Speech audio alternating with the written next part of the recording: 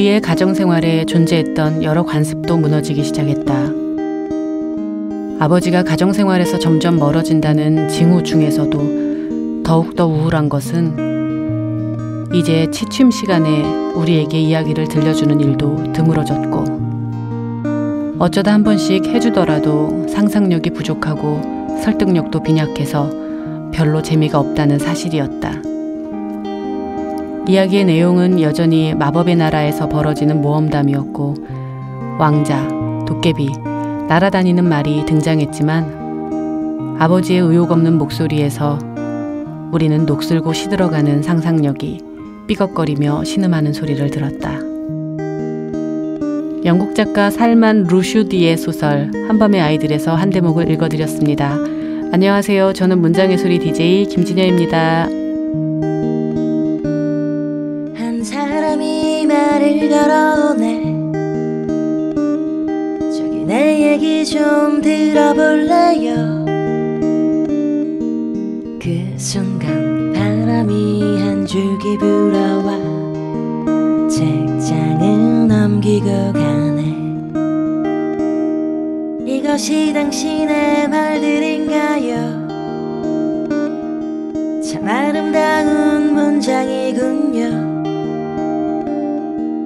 다시 바람이 한 줄 불어오면 우리는 친구가 되네. 당신과 나는 친구가 되네. 문장의 소리. 오늘 작가의 방에는 경장편 소설인데요. 공기도미노라는 책을 출간하신 최영건 소설가를 모셨습니다. 안녕하세요. 안녕하세요. 네, 공기도미노가 올해 봄에 나온 책인데 지금 가을에 공기도미노 다시 이야기하려니까 조금 거리감이 있지 않으세요? 어떠세요? 네, 아주 머나먼 옛날 이야기 네. 같은 느낌이 벌써 드시나요? 네, 벌써 드네요. 그렇군요. 문장의 소리는 첫 출연이신가요? 네. 네, 청취자분들께 인사 부탁드리겠습니다. 안녕하세요. 소설 쓰는 최영건입니다. 끝?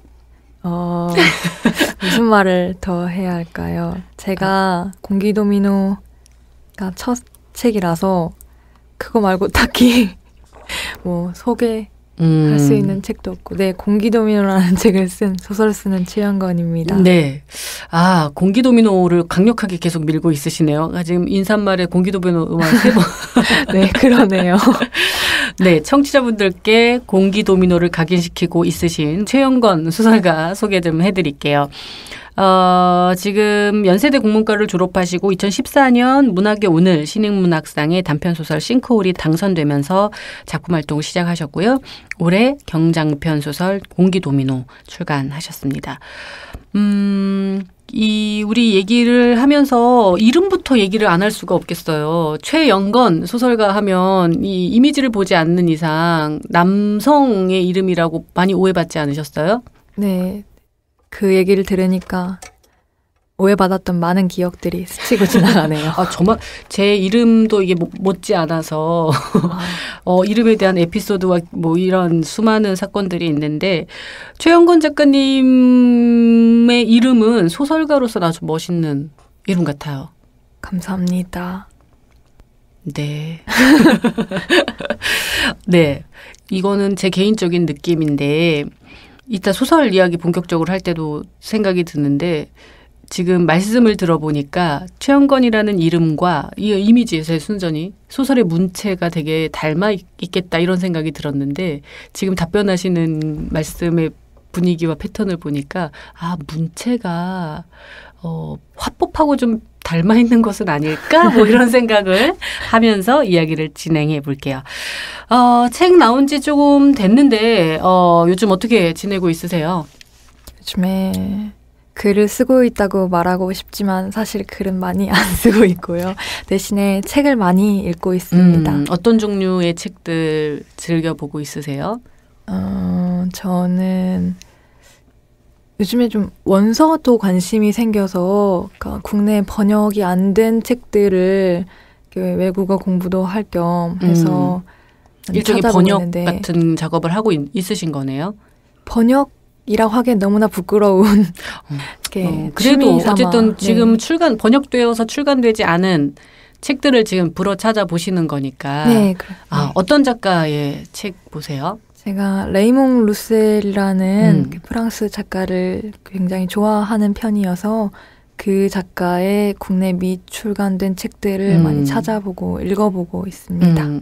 그럼 거의 뭐 작업에 가까운, 공부에 가까운, 시간은 되게 잘 갈 것 같아요. 내가 좋아하는 작가의 소설을 사서 그걸 가지고 다시 꼼꼼히 읽어보고 재밌는 작업일 것 같은데요. 소설을 그냥 일반 소설을 읽는 것과는 좀 다른 질감일 것 같은데 어떤 느낌으로 그 일들이 다가오세요?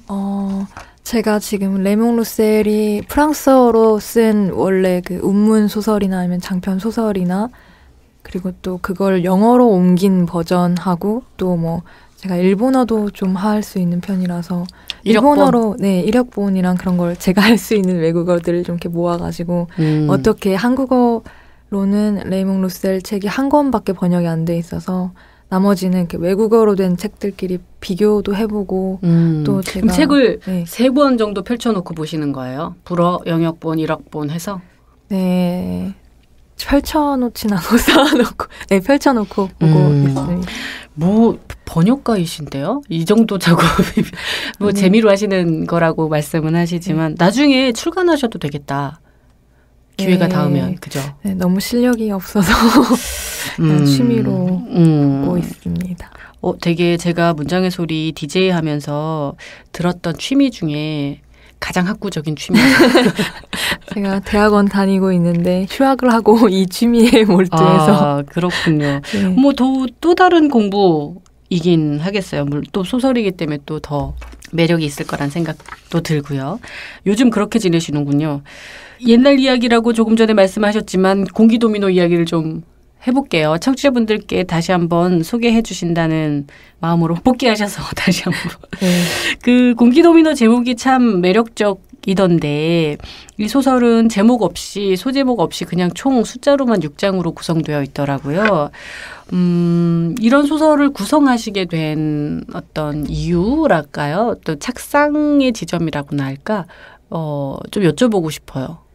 저는 처음에 소설을 생각을 할 때 좀 가지고 다닐 수 있는 가장 초소형의 포켓북 같은 거. 초소형의 뭔가 조형물 같은 걸 생각을 하면서 소설을 책이 그러니까 책이랄까 그냥 텍스트가 일종의 조형물 아닐까 하는 생각을 하면서 좀 비약이지만 그 조형물처럼 각각의 장들이 구조적으로 좀 어떤 형태를 그려 보이고 있는데 그 형태 내에서 계속해서 지속적인 어떤 순환이 일어날 수 있는 그런 종류의 조형물이기를 바라면서 6개의 장을 만들어 보자라는 생각을 했었고 그러다 보니까 그냥 숫자로만 각각의 어떤 조형물의 측면들을 숫자를 번호를 매기듯이 번호를 매긴 것 같습니다.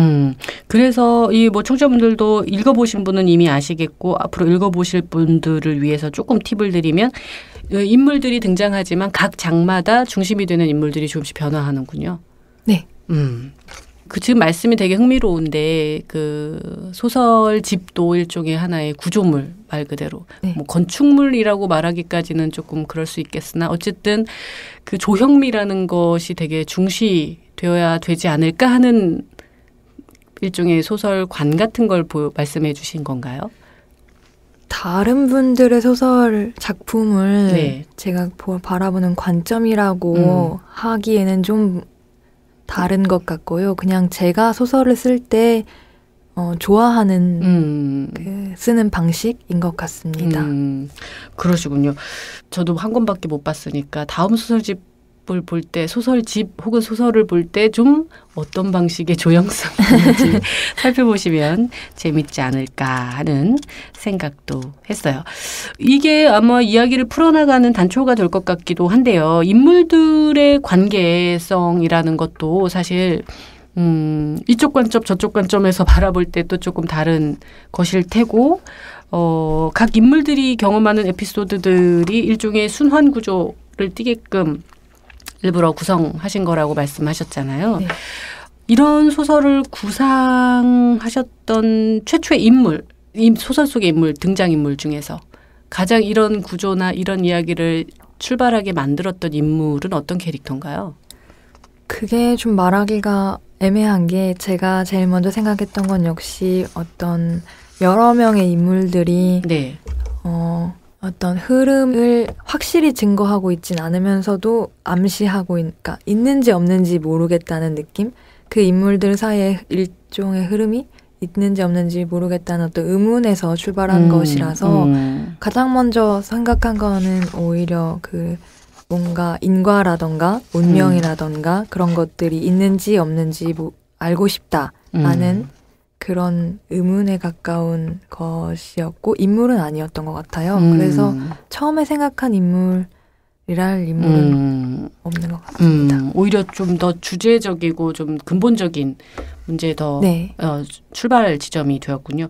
저는 읽으면서 참 그 문체라는 것이 먼저 눈에 들어왔던 것 같아요. 자기 스타일이 굉장히 강한 것 같다는 생각이 들었었는데 아주 짧은 단문으로 호흡이 빠르고 네. 네. 그래서 뭔가 이미지를 자세히 묘사하기보다는 그런 방식들로 이렇게 문장을 이어나가는 방식이 시원시원하게 속도감 있게 소설을 전개해서 아주 가독성이 좀 좋다고나 할까요? 그런 느낌을 받았는데 어떠세요? 이런 문장 쓰는 걸 좋아하세요? 길게 쓰는 문장들 충분히 또 매력이 있긴 할 텐데요. 네. 이 소설을 쓸 때는 특히 아까 말씀드렸던 것처럼 그 조형미, 어떤 조형성 같은 것에 많이 착안을 하고 있었기 때문에 네. 문장도 그냥 어떤 일종의 재료 같은 느낌으로 뭔가 그러니까 깔끔한 벽돌 같은 걸 벽돌을 재료를 착착 쌓는 쌓듯이 느낌으로 쓰고 싶었던 것 같아요. 그래서 더 문장에 이렇게 단문으로 아주 깔끔한 단문으로 쓰려고 노력을 했던 것 같고요. 물론 다른 분들의 책을 읽을 때는 긴 장문도 굉장히 매력적이라고 생각해요. 네, 그러시군요. 이 소설집 공기도미노라는 이 경장편 소설이 진짜 이 최영권 소설가께서 만든 일종의 진짜 하나의 텍스트겠어요, 텍스트. 그러면 뭐 독자들 입장에서는 좀 쪼개보는 오히려 반대로 쪼개보는 재미도 있지 않을까 하는 생각이 드는데 제목 이야기를 조금 짚어볼게요. 본문 속에서도 좀 제가 짚어본 것 같기도 한데 좀 뭐 연관이 되는 게 작가분한테 한번 여쭤보고 싶었는데 손을 뻗으려면 눈앞에 공기를 흩트려야 한다. 손을 뻗기 전 장면을 부숴야 한다. 뭐 이런 방식으로 공기의 이미지들을 소환하셔서 부서지는 것이 그 공기 도미노 쓰러질 때 뭐 그런 것들일까 뭐 이러면서 저는 나름 제목과의 연관성 같은 것들을 조금 추론해 봤는데 도미노에 대해서는 충분히 많은 독자들도 알고 있으시고 청취자분들도 알고 있으실 텐데 공기 도미노라고 이 단어 두 개가 조합되었을 때 되게 신선함이 있을 것 같아요. 작가님께서 생각하시는 공기 어떤 의미로 소설 속에서 활용되고 혹은 이렇게 제목으로 등장하고 있는 건가요? 네, 항상 공기는 항상 곁에 있는 거잖아요. 항상 호흡을 하고 있고 하지만 눈에 보이지 않고 그래서 의식을 항상 하고 있기는 어렵고 호흡이라는 행위도 그렇잖아요. 그래서 좀 그런 것에 착안을 해서 공기라는 걸 이렇게 떠올리게 됐는데 특히 좀 항상 하고 있지만 볼 수 없고 의식할 수 없다는 게 일종의 약간 공포스러운 면도 있는 것 같아요. 맞아요. 우리가 죽어가는데도 모를 수 있는 게 또 공기죠. 공기를 네. 통해서. 그죠? 그래서 도미노를 어떻게 쓰러뜨리고 있는지 일일이 확인하면서 쓰러뜨린다면 그건 게임일 수도 있고 이렇게 통제 가능한 거겠지만 눈에 보이지 않고 그리고 또 호흡하는 행위는 공기를 호흡하는 건 원튼 원치 않든 계속 할 수밖에 없는 거잖아요. 그래서 공기 도미노에서의 도미노는 공기와 결합, 그러니까 호흡을 연상시키는 공기와 결합이 되어서 좀 더 원튼 원치 않든 계속해서 일어나고 끊임없이 의식할 수도 없고 또 통제 바깥에 있고 그러니까 행위를 결과를 전부 통제할 수 없을 뿐더러 행위를 하는 것조차도 멈출 수 없는 그런 종류의 도미노인 것 같아요. 소설 속에서는 그게 약간 가족의 이미지하고 닮아 있는 건가요? 네, 가족도 사실 그런 존재의 네. 공개의 존재와 가깝잖아요. 네, 떨쳐버릴 수 없고 처음부터 같이 있고 선택적으로 결합한 집단이 아니니까요. 그러니까 우리 의식대로 의도대로 움직이지 않고. 네. 그 소설 속에서 가족의 문제가 좀 뭐라 그럴까 우리가 흔히 알고 있는 정상적인 가족 관계들을 보여주기보다는 좀 비틀려지고 좀 균열이 일어난 가족의 형태이거나 뭐 가족의 문제 이런 것들을 전면화하시기도 하는데 이런 가족 관계를 노출하며 하신 또 의도도 궁금해요. 가족 근데 방금 전에 한 얘기가 거의 다인 것 같은데 가족이 많은 걸 보여줄 수 있는 집단이라고 생각해요. 제가 방금. 근데 우리는 네. 보통 이제 가족하면 이미지 일단 따뜻하고 좋고 뭐 그냥 뭐 그런 이미지화된 가족의 형식이 있잖아요. 형태가 있잖아요. 그런 것들을 떠올리기도 하고 또 뭐 노출하고 싶어 하지 않잖아요. 가족 누구나 다 가족의 한 부분은 치부 비슷한 것들을 갖고 있기 때문에 그런 것들을 소설 속으로 노출한다는 것 자체는 글쎄요 뭐 많은 소설 속에서도 드러나는 거일 수도 있지만 또 최영건 작가가 일부러 노출하고자 한 것은 아니었는지 그것도 그 지점이 궁금해서 다시 질문한 거였거든요. 가족에게 강요되는 거라던가 아니면 가족이라는 말이 연상시키는 기본적인 어떤 따뜻하거나 안식처 같은 이미지를 그런 게 아닌 다른 면을 보여주려고 한 건 있는 것 같아요. 가족이라는 것이 그렇죠. 안식처이자 그늘 같은 관계이기도 하지만 알게 모르게 폭력을 저지를 수도 있는 일이고 네. 그러니까 저 전반부에 1장 읽다가 재밌었던 게 타인의 시선을 신경 쓰지 않고 자신의 감정을 마구마구 표출하는 부부관계의 문제에 있어서 소현 네. 제가 자주 요즘에 경험하는 소연의 캐릭터인 것 같은 타인의 시선에 상관없이 막 화가 나면 화를 내는 이런 장면을 목격하신 적이 있으세요? 제 주변에선 늘 목격을 하고 있긴 하겠지만 좀 그런 소연하고 정확히 똑같이 그런 건 아니어도 비슷하게 어떤 그러니까 더 이상 참을 수 없고 어떤 다른 거에 전혀 구애받지 않고 내 걸 표현하겠다라는 강한 어떤 이렇게 자기를 보여주려는 의식을 갖고 계신 분들은 꽤 있는 것 같습니다. 연건 씨는 그런 캐릭터가 아니에요? 화를 잘 참는군요. 저는 제 자신이 판단할 수가 없는 것 같아요. 그런가요? 맞아요. 제일 어렵죠. 저는 늘 제가 힘들 때마다 찾아가는 한의사가 있는데 그 한의사가 저를 늘 진단해 주거든요. 그 진단법이 되게 특이해요. 제가 시로도 썼는데 공복에 양치도 하지 않은 상태에서 혓바닥을 내밀어야 돼요. 가장 원시부족처럼 막 해가지고 혀를 보고 진단을 해주거든요.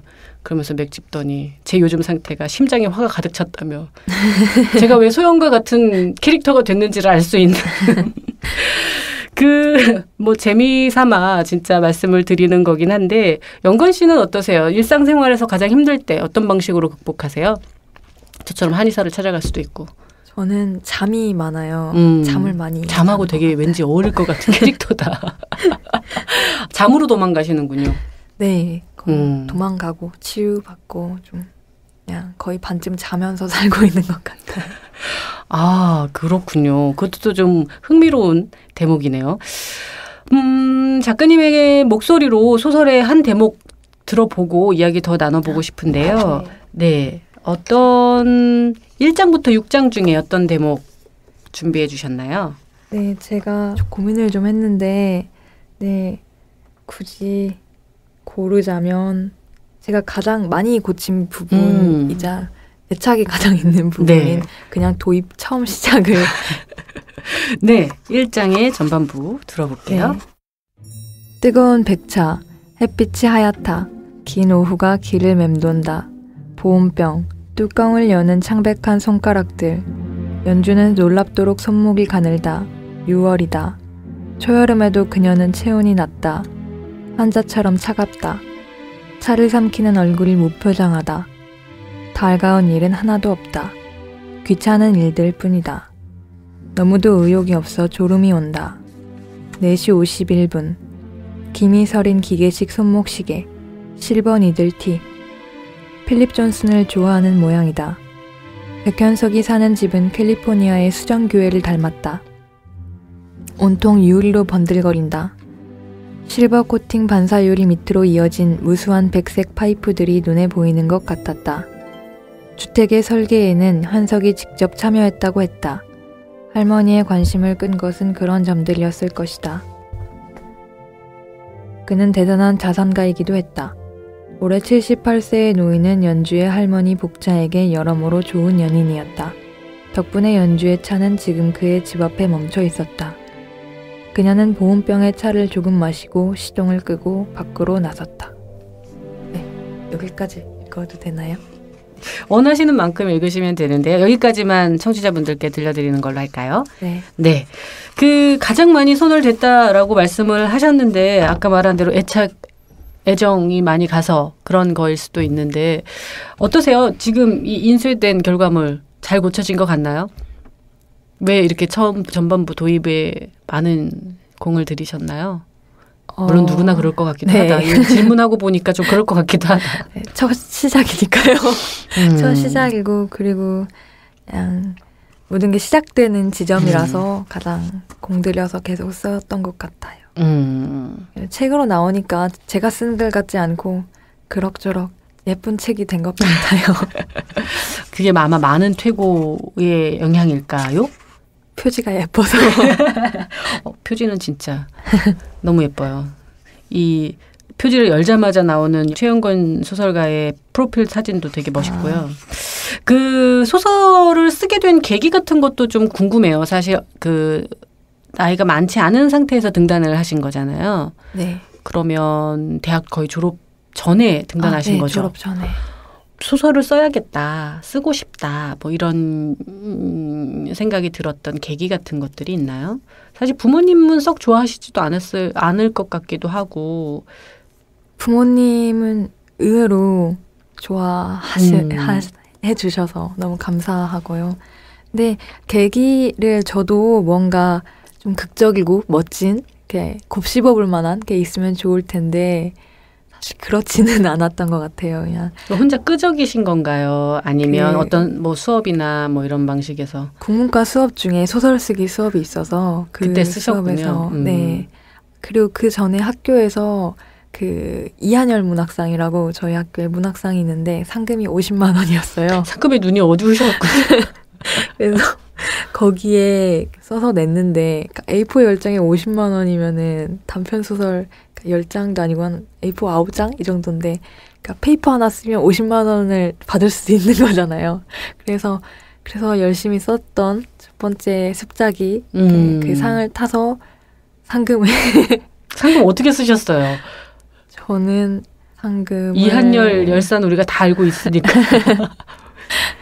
상금을 거의 뭐 책 나왔을 때도 그 책 나오면 돈 주시잖아요. 그걸로 이제 비글 구조 옆에 기부를 했거든요. 그러니까 다는 아니고 조금 했는데 그때도 상금을 받아서 거의 제가 돌보는 동물들이 다 먹어치운 것 같습니다. 그러시군요. 그 어떻게 보면 가장 현실적인 끌림. 네. 근데 저도 되게 이건 속된 말이기도 하지만 학생들한테 그 얘기 많이 하거든요. 편의점 알바하는 것보다 여러분들이 할 수 있는 능력과 범위 내에서 쓰기를 해라.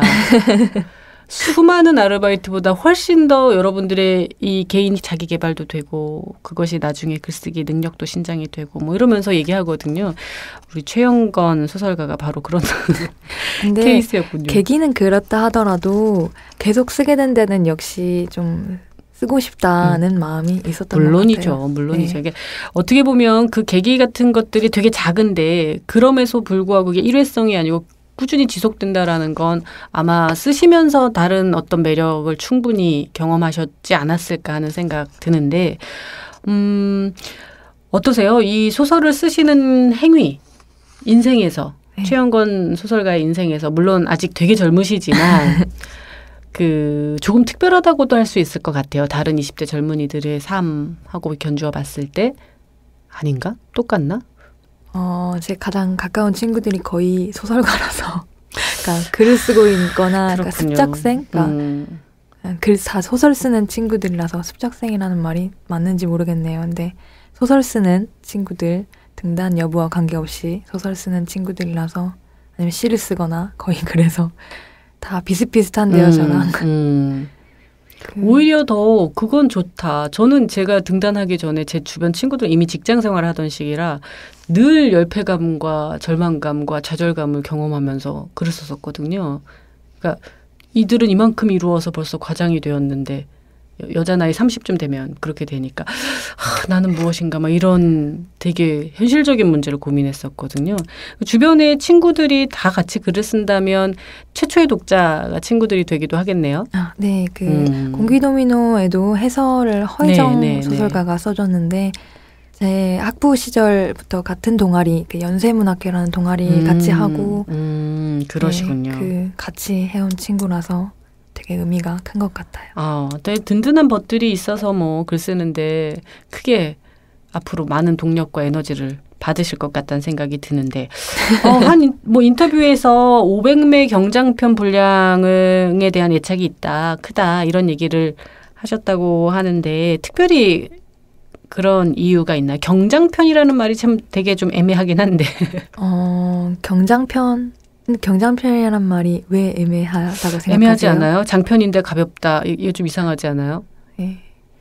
저도 경장편이란 말이 새삼스럽네요. 500매라는 분량은 제가 500매를 좋아한다고 하니까 해설 써준 아까 그 허희정 소설가가 그냥 500이라는 숫자가 좋아서 그런 거 아니냐 하더라고요. 농담 같았지만 생각해보니까 동전도 500원짜리 동전 좋아하고 그래서 그런가 하는 생각도 조금. 장편은 몇 매예요? 장편은 1000매 아닌가요? 네. 단편은 몇 매인가요? 단편은 80매 이상이면 단편. 네. 그렇다고 알고. 그래서 경장편. 근데 경장편이라는 말을 전 들을 때마다 늘 되게 물론 그 중간의 소설은 진짜 부르기가 애매한데. 네. 그렇군요. 그 500매, 500이라는 숫자, 500매 어떻게 보면 더 어렵지 않을까요? 80매가 더 어렵나? 왜 더 애착이 간다고 생각이 드세요? 제가 쓰는 스타일로는 좀 쓰면서 드는 느낌 같은 것도 500매를 쓸 때가 굉장히 즐거운 것 같아요. 뭐라 설명하기가 어렵네요. 이건 마치 흰색하고 빨간색 중에 흰색을 더 좋아합니다 같은 느낌이라 정확히 뭐라 설명하기 어려운데 쓸 때 느낌도 좋아하고 또 500이라는 숫자도 좋아하고 여러 가지로 500매가 그냥 제가 생각하는 것들을 표현하기에 적절한 분량인 것 같아요. 생각을 펼치고 닫기에 딱 좋은 크기이군요. 요즘에 쓰시는 그러면 안 쓴다고 참 그랬죠? 네. 계획하고 있는 것 혹시 예정되어 있는 것 이것도 그럼 경장편 소설에 가까운 건가요? 아니면 다른 장편 혹은 뭐 단편 소설집 뭐 이런 식으로 계획되어 있나요? 제가 사실은 경장편 소설 원고를 공기도미노 출간하고 나서 한 3달? 두세 달? 그러니까 얼마 전에죠. 뭐라고 해야 되지? 지금으로부터 한두 달 전? 네. 경장편 소설 원고를 이미 다 쓴 게 있어요. 하나 더. 네. 그래서 그러니까 초고를 제가 되게 빨리 쓰거든요. 그러니까 경장편을 굉장히 그러니까 제 나름대로는 속도를 천천히 써서 한 달 정도에 이제 초고를 거의 끝을 냈는데요. 그리고는 저는 좀 이렇게 놔두는 걸 좋아해요. 아무도 안 보여주고 그냥 혼자만 그냥 계속 보관. 좋아하면서 네, 그러면서 나중에 다시 좀 기운이 생기면 퇴고를 좀 긴 시간을 정말 초고 쓰는 시간에 비해서 굉장히 긴 시간을 퇴고를 하는 걸 좋아해서요. 공기도미노도 거의 초고는 한 달 정도 걸리고 퇴고는 한 1년 넘게 걸린 것 같거든요. 그런 식으로 하고 싶고 또 단편집도 이렇게 내자고 하셔서 내는 것도 생각하고 있어요. 그러시군요. 요즘에 뭐 잘 쓰지 않고 있다고 말씀하셨지만 뭔가 읽고 번역하는 이 과정이 또다시 일종의 다른 결과물을 생산해 내실 때 많은 흥미로운 지점들을 보여주지 않을까 싶기도 한데 소설을 쓰지 않았다면 지금 어떤 일을 하고 있으셨을 것 같아요? 최영건 소설가는? 제가 그런 걸 상상하는 게 되게 서툴어서. 아, 그래요? 네. 아, 그러면 주어진 현실을 쭉 따라가는군요. 네. 앞서 그 동물들 네. 보살피는 일도 좋아하신다는 것 같은데, 네. 간단히 취미 같은 건가? 취미라고 하긴 좀 그런가? 그건 그렇죠. 취미라고 할 수 없고. 다 좀 가족이죠. 네. 실제로 키우시고요? 아, 네. 그러시군요. 최영건 소설가의 이 공기도미노와 관련된 이야기를 좀 나눠봤는데요. 아쉬운 점 같은 거 있으셨어요? 소설 내고. 아쉬운 점이요? 마지막 질문으로 드리고 싶어요. 그래서 빨리 기억을 머나먼 곳으로 보낸 것 같아요. 공기도미노를 아쉬운 걸 기억하지 않으려고. 네. 오히려. 네, 공기도미노 출간이 너무 머나먼 일이기 때문에 아쉬운 것도 기억나지 않고 오로지 지금 써놓은 지금 다시 작업하는 것들 혹은 작업할 것들만 생각하려는. 네. 쿨한 성격이시네. 과거에 전 좀 집착이 되던데 후회도 많고 그런 거 그러니까 먼저 떠나간 소설집 안녕 하고 새로운 것에 몰두하는 스타일이시군요. 앞으로도 그러면 지금 집중하고 있으시다는 초고를 끝낸 상태의 네. 소설 기대를 해보도록 할게요. 문장의 소리 청취자분들께 마지막으로 한 말씀 부탁드리면서 오늘 자리 마무리 지으려고 합니다. 네. 제가 말을 굉장히 서툴게 말을 한 것 같은데 저는 좀 뭔가에 몰입을 해 있다 보면 말을 하는데 오히려 좀 서툴어지는 것 같아요. 그래서 제가 아까 말씀드린 것처럼 번역도 하고 있고 번역이라기보다 아무튼 여러 가지를 하고 있다 보니까 좀 오늘 얘기는 많이 서툴게 한 것 같은데 그래도 들어주셔서 너무 감사하고 문장의 소리 저도 재밌게 듣고 있는 청취자 중에 하나인데 제 목소리가 나온 편은 빼고 듣도록 할 텐데 다른 분들은 재밌게 들어주셨으면 좋겠습니다. 제가 대신 들어드릴게요. 알겠습니다. 오늘 문장의 소리 나와주셔서 고맙습니다. 네, 감사합니다.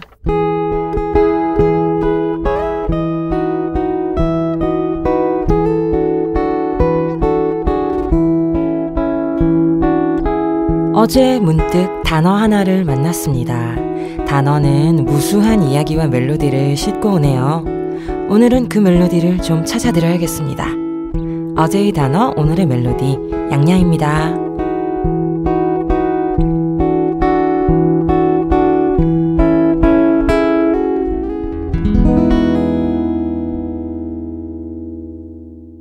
네, 안녕하세요. 양양입니다. 가을 정말 좋네요. 가을 정말 이렇게 좋은지를 이때까지 살면서 매번 가을에 느꼈을 텐데 또 좋네요. 아마 올해 봄에는 그 미세먼지 가득한 하늘 때문에 좋은 하늘을 많이 못 봐가지고 그 아쉬움이 너무 컸어서 이제야 만끽할 수 있게 되어서 더 좋은 것 같아요. 정말 좋더라고요. 하늘이 정말 맑고 봄에 안 보이던 것들이 다 보이고 또 가을 하늘과 봄 하늘은 항상 느끼지만 달라요. 분명히. 가을 하늘은 정말 높고 구름이 참 좋더라. 구름이 뭉실뭉실 뭉게 구름들이 참 좋은 하늘 속을 바라보면서 살고 있습니다. 다 만끽하고 계시죠? 이렇게 가을 하늘도 좋고 바람도 좋고 나들이 하기 좋은 계절이라서 그런지 저 또한 한 2주, 3주 동안은 정말 많이 다니고 친구들도 많이 만나고 그랬었어요. 제가 서울과 제주를 왔다 갔다 하지만 제주에 있는 이번 동안에 완전히 친구들이 찾아온 거죠. 여러 팀별로. 그래가지고 처음으로 고즈넉하던 집이 북적북적 되고 방이 2개인데 방 하나는 쓸 일이 없죠. 저 혼자 있으니까.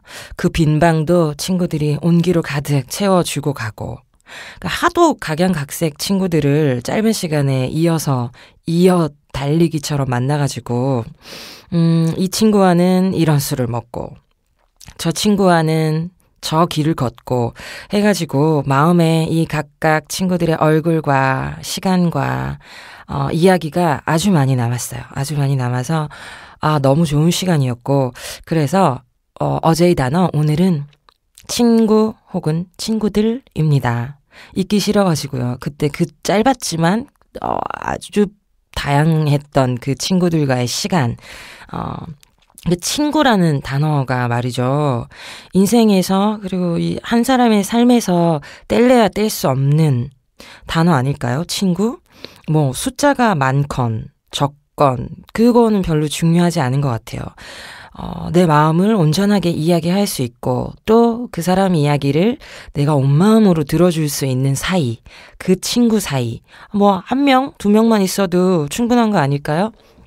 그래서 오늘은 그런 아주 따뜻한 친구 이야기 좀 해보려고 합니다.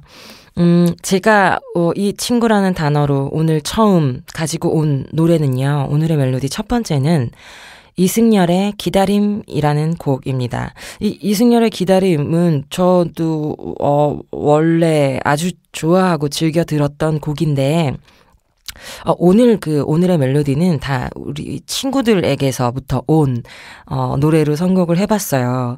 제가 이 많은 친구들 중에서 가장 최근에 사귄 친구들과 함께 또 이 좋은 가을날에 캠핑을 한번 했었거든요.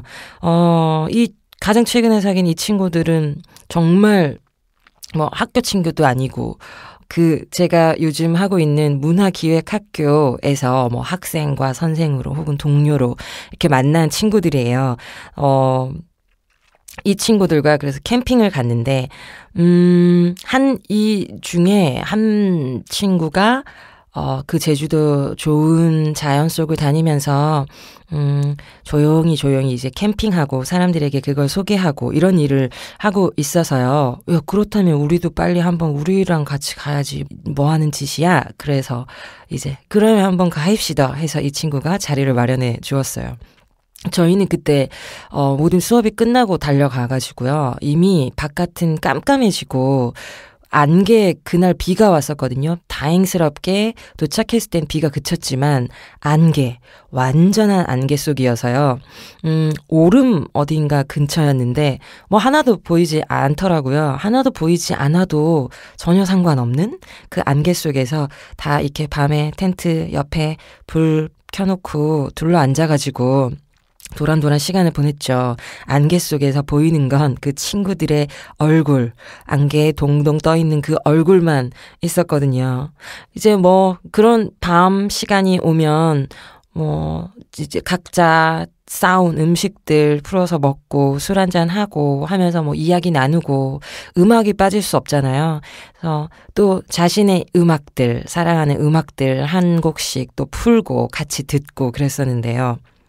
이 캠핑을 차려준 이 친구가 이승열의 기다림을 듣겠다. 이 음악은 영화 ING 주제곡이었는데 저는 이 영화는 보지 못했고 주제곡인지 모르고 그냥 이승열의 앨범으로 들었었는데 이 친구는 그 영화 주제곡으로 먼저 접하고 너무너무 좋아하게 되었다가 캄차카라는 곳을 여행하던 중에 이 음악을 들었는데 그 순간 모든 상황이 정말 마음속에 완전히 훅 온 거죠. 그래서 이 친구는 이 노래만 들으면 그 캄차카에 홀로 있던 어떠한 순간이 떠오른다. 뭐 이런 이야기를 해 주었어요. 일단 이 노래를 잠깐 들어볼게요. 이 노래는 이승열의 1집 앨범 2003년, 와 오래됐다. 2003년에 나온 앨범 이날 이때 이 즈음에라는 제목의 앨범에 수록된 곡입니다. 잠깐 들어볼게요.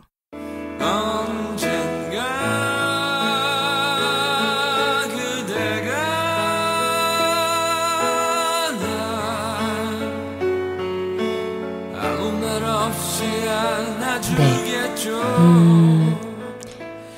이 지금 흘러나오는 가사 있잖아요. 언젠가 그대가 날 아무 말 없이 안아주겠죠. 라는 이 가사가 방금 흘렀는데 전체 가사를 보면요. 뭐 이래요. 미칠 것 같아 기다림 내게 아직도 어려워 보이지 않는 네가 미웠어. 참을 수밖에 내게 주어진 다른 길 없어. 속삭여 불러보는 내 이름.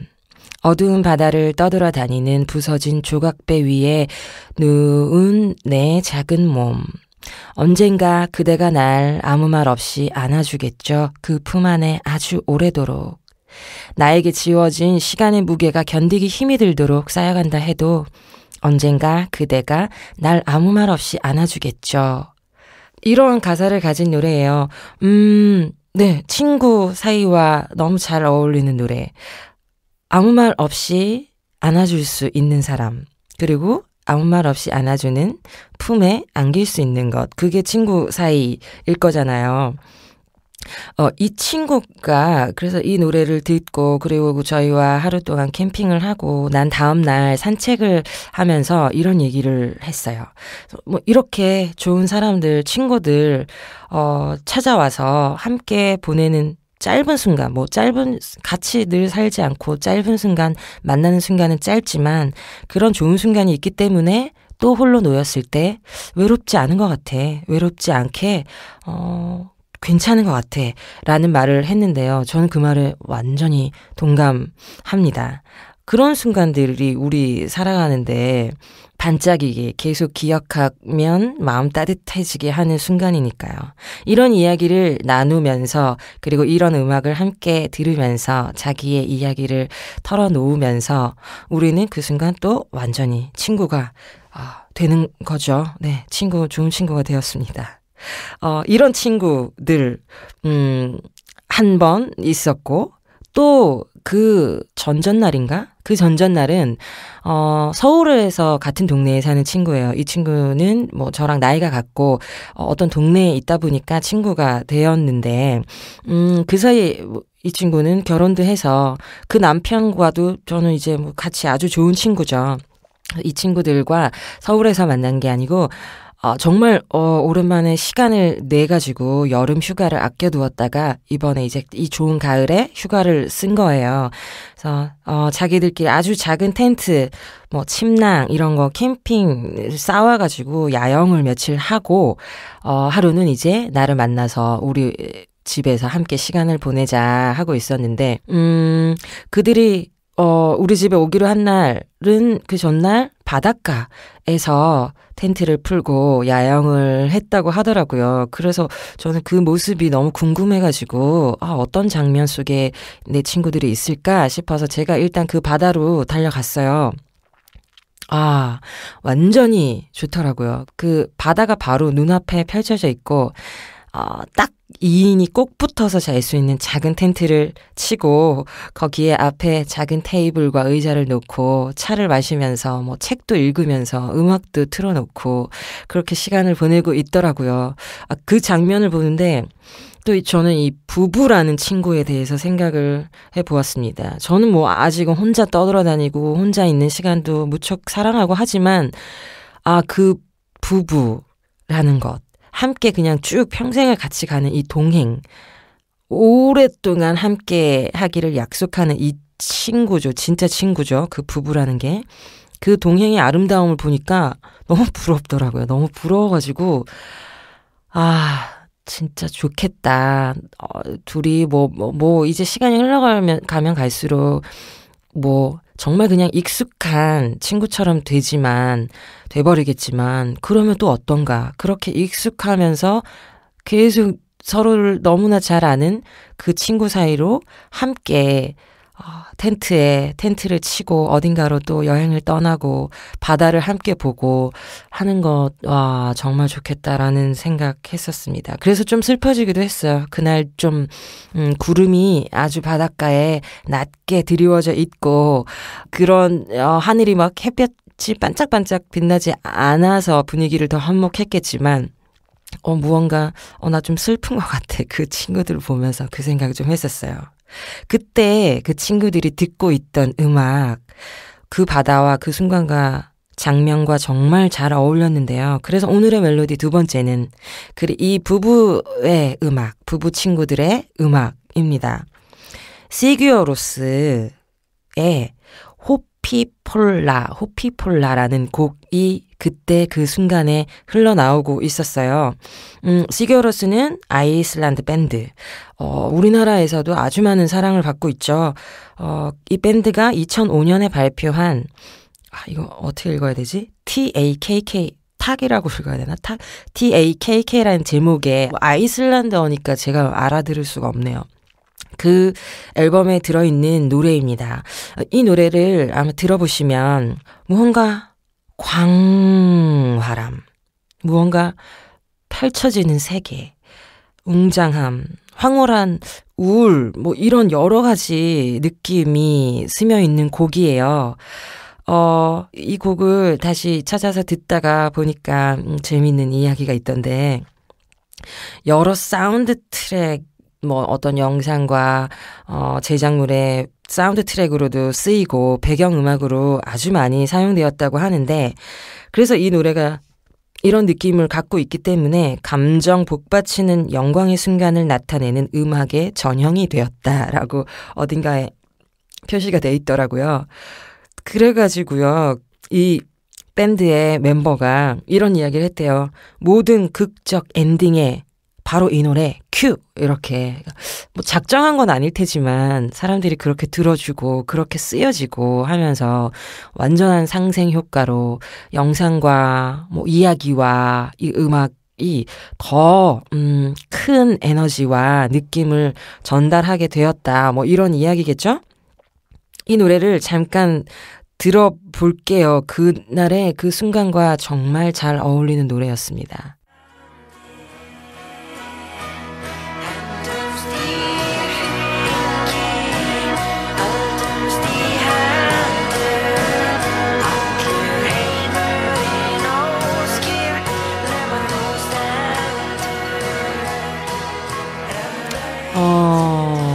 지금 이제 계속 펼쳐지고 있는데 이 펼쳐지는 느낌이 좀 느껴지시나요? 이거는 정말 안타까운 게 이렇게 들어서는 될 노래가 아니거든요.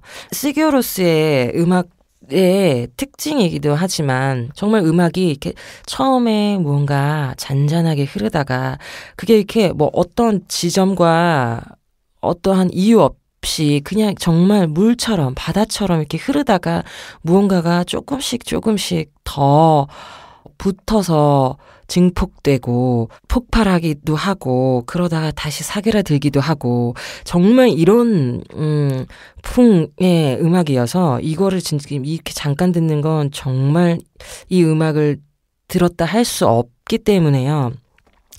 시규어로스의 일단은 뭐 다른 곡들은 두고서라도 호피폴라라는 방금 이 곡 한번 들어보시면 좋겠어요. 정말로 모든 극적 엔딩에 바로 이 노래 큐인 것처럼 어떠한 상황에 이 노래를 틀고 싶어지는 순간이 있을 겁니다. 이 곡을 한번 찾아서 찬찬히 들어보시면 좋겠습니다. 그래서 오늘 그 두 곡이 다 우리 친구의 음악이었잖아요. 친구들이 그 순간 듣고 있던 음악, 혹은 친구가 마음에 두고 있는 인생의 노래, 이런 노래였는데, 사실 이 친구의 영향이 어마어마할 것 같아요. 알게 모르게 나를 만들어가는, 형성해가는 또 하나의 어마어마한 존재 아닐까 하는 생각 해봤습니다. 뭐 친구 따라 강남 간다, 뭐 이런 말도 있고, 친구가 성향이 맞고 기질이나 이런 게 비슷해서 또 친구가 될 수도 있지만, 그게 또 정반대여도 친구가 될 수 있잖아요. 서로 부족한 부분을 또 메꿔주는, 줄 수 있기 때문에. 그러면서 저는 갑자기 나는 어떤 친구일까? 내 친구들에게 난 어떤 친구일까라는 생각을 좀 잠깐 해봤습니다. 나는 내 친구들을 생각하면 이 친구는 이것이 참 좋고, 이 친구는 이게 좋고, 이 친구는 이게 매력적이고, 다 좋은 점 떠오르는 것 같아요. 무언가 단점이 친구는 다 이해가 되죠. 그리고 그 단점이 크게 막 다가온다면 그건 이제 약간 친구 사이는 아닌 것 같아요. 친구가 아직 되지 못한 그런 사이. 친구라면 어떠한 단점들도 다 다른 좋은 점으로 인해서 이해가 되고 이해할 마음이 되고 하는 게 친구가 아닐까. 하는 생각 듭니다. 아, 나도 좀 좋은 친구였으면 좋겠다. 나 이 친구들에게. 제가 이런 친구 단어 떠올리면서 친구들과 함께 행복한 시간 보내면서 어떤 책을 또 한 권 읽게 됐어요. 제 이 책도 친구의 책장에서 뽑아서 빌려서 읽은 책이에요. 프랑스아주 사강이라는 프랑스 작가의 에세이집인데요. 고통과 환희의 순간들이라는 제목의 수필입니다.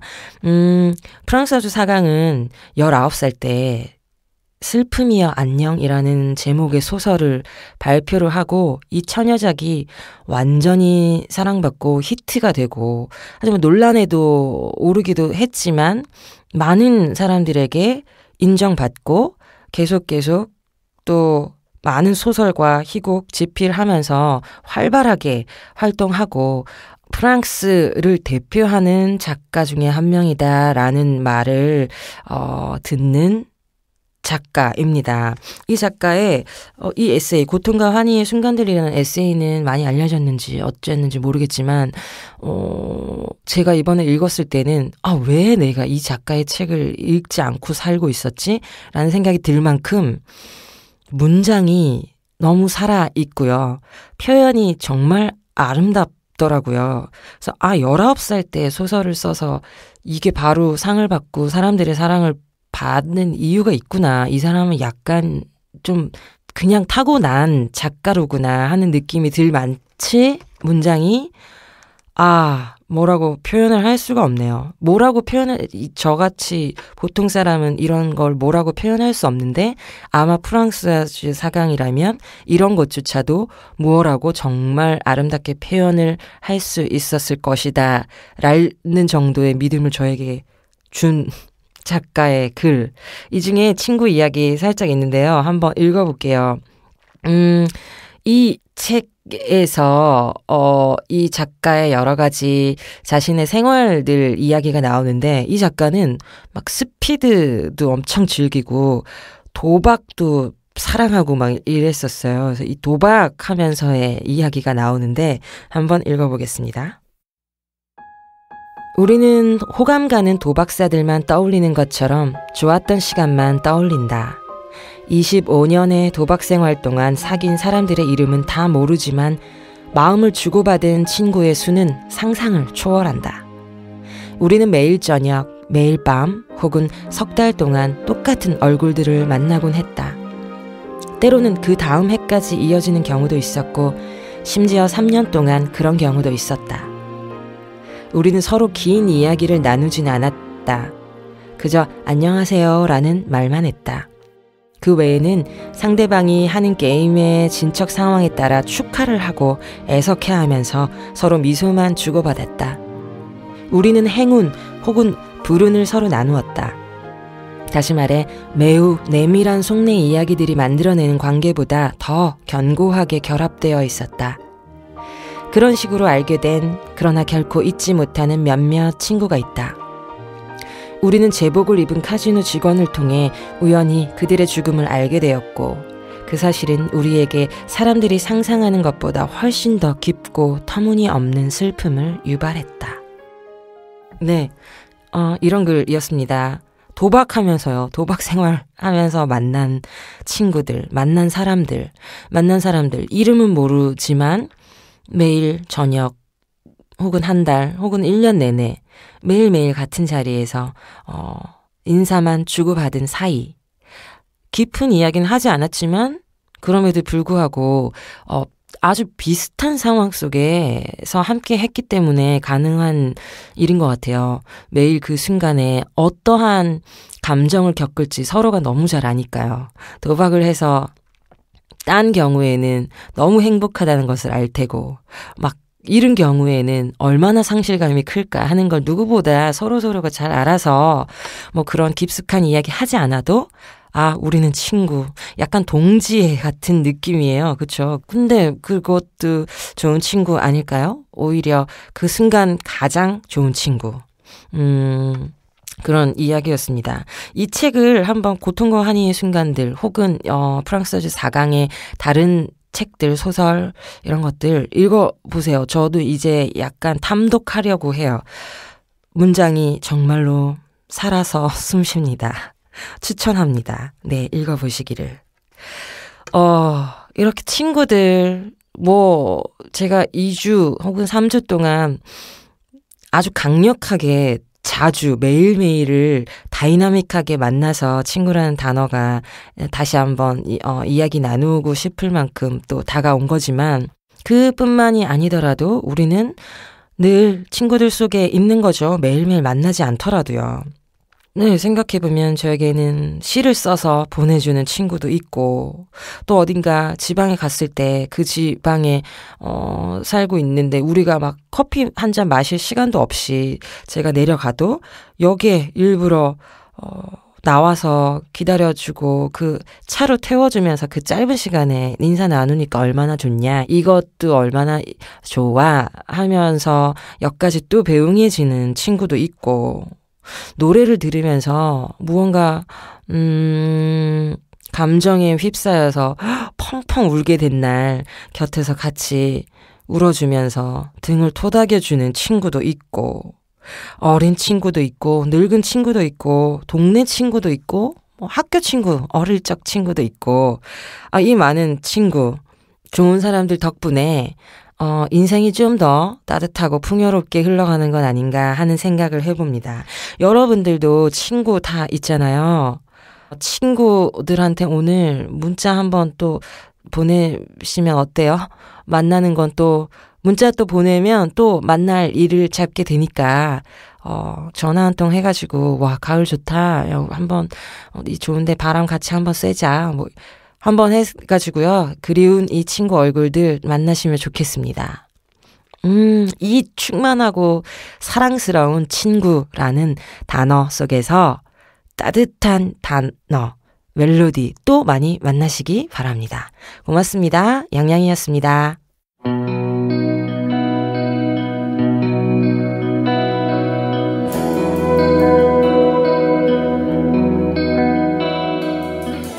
관계에 필연적으로 따르는 것이 갈등이지 않을까 싶습니다. 수많은 문학작품들, 또 연극이나 영화 같은 장르에서도 갈등은 가장 중요한 요소 중에 하나인데요. 어떤 관계에서든 크고 작은 충돌은 일어나기 마련이죠. 갈등은 누구에게나 얼마간 따갑고 시리게 아픕니다. 간혹 제때 아물지 못한 탓에 상흔으로 남기도 하죠. 그럼에도 이렇게 말하고 싶습니다. 갈등은 필요합니다. 그것이 좋지 않은 결말로 남더라도 갈등을 통해 우리는 깨우칠 수도 바로잡을 수도 있으니까요. 오늘도 들어주신 청취자 여러분들 감사합니다. 지금까지 저는 문장의 소리 DJ 김진효였습니다.